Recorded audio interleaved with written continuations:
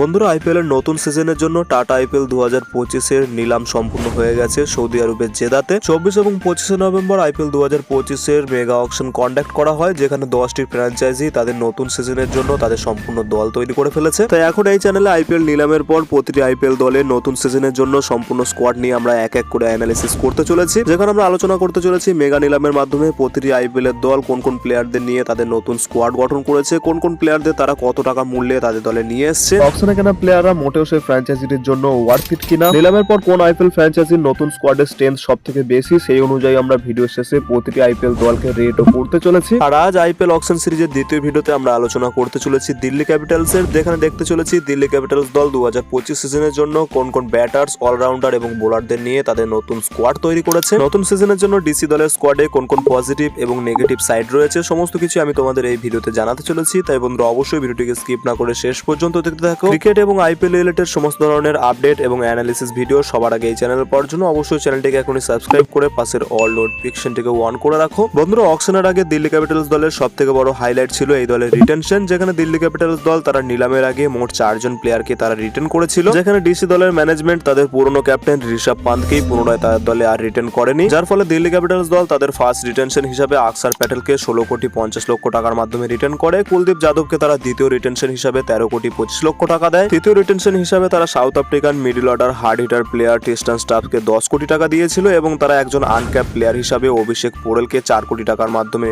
Written করেছিল। এই 4 জন প্লেয়ারকে রিটেন করার ফলে ডিসি দলের নতুন কোচিং স্টাফ এবং ম্যানেজমেন্ট এই নিলামে যায় 73 কোটি টাকার একটা বড় পার্স নিয়ে। অকশন টেবিলে ডিসি ম্যানেজমেন্ট সামনের সিজনগুলির জন্য ডিসি দলের সম্পূর্ণ রূপই পাল্টে দিয়েছে। আর বন্ধুরা, এটা বলার প্রধান কারণ কি আমি তা সামনে তোমাদের এই ভিডিওতে জানাতে চলেছি। অকশনের পর দিল্লি ক্যাপিটালস এর ব্যাটিং অর্ডারের দিকে নজর দিলে তাদের ব্যাটার্স এর লিস্টে প্রথম 3 জনই রয়েছেন ওভারসিজ ব্যাটার, যেখানে তারা হ্যারি ব্রুককে 6 কোটি 25 লক্ষ টাকার মাধ্যমে এবছর তাদের দলে কিনে নিয়েছে। অপরদিকে জেক ফ্রেসার ম্যাকগারকে দিল্লি ক্যাপিটালস দল আরটিএম করেছে 9 কোটি টাকার মূল্যে। গত সিজনেও আরসিবি দলের ক্যাপ্টেন থাকা সেই ফাফ ডুপ্লেসিসকে এবছর দিল্লি ক্যাপিটালস তার বেস্ট প্রাইস 2 কোটি টাকার মূল্যে তাকে তাদের দলে কিনে নিয়েছে। এছাড়া তাদের স্কোয়াডে রয়েছেন একজন ভারতীয় ব্যাটার করুণ নায়ার, যাকে 50 লক্ষ টাকার বেস্ট প্রাইসে দিল্লি ক্যাপিটালস এবছর তাদের দলে কিনেছে। ব্যাটার্স এর পর দিল্লি ক্যাপিটালস এর উইকেট কিপারের দিকে নজর দিলে সেখানে তাদের সব থেকে বড় হাইলাইট হলো বন্ধুরা কেএল রাহুল। হ্যাঁ বন্ধুরা, ঋষভ পান্তকে রিটেন না করলেও দিল্লি ক্যাপিটালস দল আরো এক ভারতীয় উইকেট কিপার ব্যাটার কেএল রাহুলকে এবছর তাদের দলে তারা নিলামের মাধ্যমে কিনে নিয়েছে, যেখানে ঋষভ পান্ত, শ্রেয়স আয়ারের মতো ইন্ডিয়ান হাই প্রোফাইল ওয়ালা প্লেয়াররাই এই নিলামে প্রচুর এক্সপেন্সিভ ছিল। আর তার হওয়ার প্রধান কারণ ছিল দিল্লি ক্যাপিটালস এর অকশন টেবিলের মাস্টার মাইন্ড। আর এই সমস্ত প্লেয়ারদের অন্য দলে অনেক বেশি টাকায় সোল্ড আউট করে দেওয়ার পর দিল্লি ক্যাপিটালসের ম্যানেজমেন্ট কেএল রাহুলের মতো একজন ইন্ডিয়ান স্টার প্লেয়ারকে তাদের দলে মাত্র 14 কোটি টাকার মাধ্যমে কিনে নিয়েছে, যার ফলে কেএল রাহুল লখনৌ থেকে দিল্লি চলে আসছেন। অপরদিকে ঋষভ পান্ত দিল্লি থেকে লখনৌ চলে গেছেন নিলামের মাধ্যমে।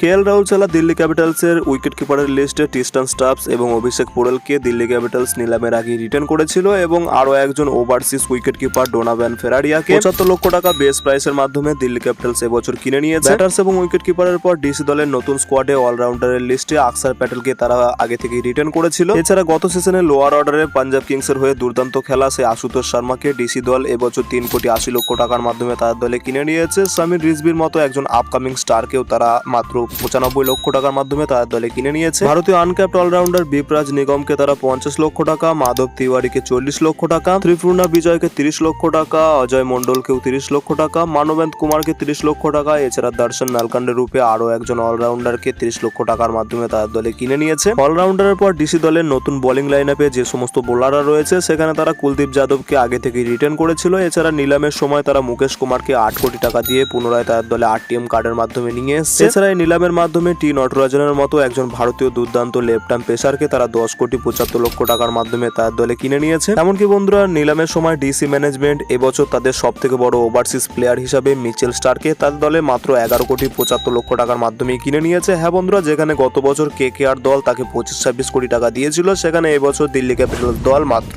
11 কোটি 75 লক্ষ টাকা দিয়ে মিচেল স্টার্কের মতো একজন দুর্দান্ত বোলারকে তাদের দলে সাইন করেছে। এছাড়া মিচেল স্টার্কের একজন ব্যাকআপ ওভারসিজ পেসার রূপে তারা দুষ্মন্ত চামিরাকে তার বেস প্রাইস 2 কোটি টাকার মাধ্যমে কিনেছে। এই 5 জন বোলার ছাড়া আরো একজন ভারতীয় অভিজ্ঞ পেসার রূপে মোহিত শর্মাকেও ডিসি দল এবছর তাদের দলে 2 কোটি 20 লক্ষ টাকার মাধ্যমে কিনে নিয়েছে। অকশনের পর ডিসি দলের নতুন স্কোয়াডের সম্পূর্ণ অ্যানালিসিস করলে তাদের পজিটিভ সাইড হলো ডিসি দল তারা নিলামের আগেই 4 জন দুর্দান্ত প্লেয়ারকে তার দলে রিটেন করেছিল। এমনকি বন্ধুরা নিলামে একটা মোটা পার্স নিয়ে নামা সত্ত্বেও নিলামের সময় দিল্লি ক্যাপিটালস দল বেশিরভাগ মার্কি প্লেয়ারদেরই টার্গেট করার পরেও তারা মার্কি প্লেয়ারদের কেনেনি। সেই সমস্ত বড় মার্কি প্লেয়ারদের অন্যান্য দলে অনেক বেশি টাকায় বিক্রি করে দেওয়ার পর তারা কেএল রাহুল, মিচেল স্টার্কের মতো বড় প্লেয়ারদের অনেক কম টাকায় তারা তাদের দলে কিনে নিয়েছে, যার ফলে ঋষভ পান্ত চলে যাওয়ার পরেও ডিসি দলের নতুন ক্যাপ্টেন্সি ক্যান্ডিডেট অবশ্যই আকসার প্যাটেলের সাথে কেএল রাহুল হয়ে গেছে। ব্যাটিং অর্ডারে তারা জেক ফ্রেজার ম্যাকগার্কের মতো অত্যন্ত হার্ড হিটার ব্যাটারকে পুনরায় তাদের দলে আরটিএম কাট করে নিয়ে এসছে। নতুন সিজনে কেএল রাহুল, জেক ফ্রেজার ম্যাকগার্কদের সাথে তাদের মিডল অর্ডারে টিস্টান স্টাফস, অভিষেক পোরেল, হ্যারি ব্রুক, আশুতোষ শর্মাদের মতো অত্যন্ত দুর্দান্ত প্লেয়াররা ফিরোজা কোটলার মতো ছোট স্টেডিয়ামে অত্যন্ত ভয়ঙ্কর হতে পারে। নতুন সিজনে দিল্লি ক্যাপিটালস এর বোলিং লাইন আপেও আকসার প্যাটেল, কুলদীপ যাদবের মতো দুজন